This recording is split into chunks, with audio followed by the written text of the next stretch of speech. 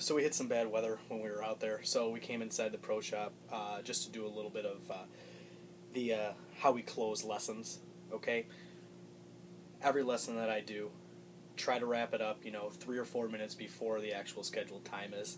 I like to give them two things, repetitive two things that we can do that they can think of and that they can keep in their head. I believe that two things is going to stick. You can try three with some of your your more advanced players, but two is a good thing to stick with. Always like to finish, obviously, with a nice strong handshake, good eye contact, all that stuff that makes us professionals. Um, the other thing is that when you are closing your lesson, make it short, make it to the point. Don't gradually go into it, spur off into some other subject or some other thing that you should work on possibly in the next lesson.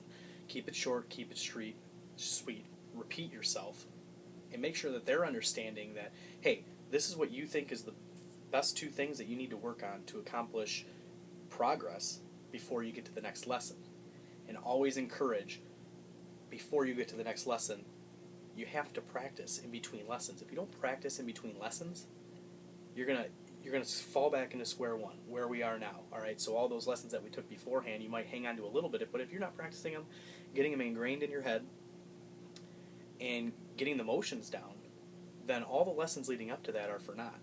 Okay. They have to be aware that practice is what's going to help them get better along with lessons. It's not just lessons by itself. Lessons can't just be the practice.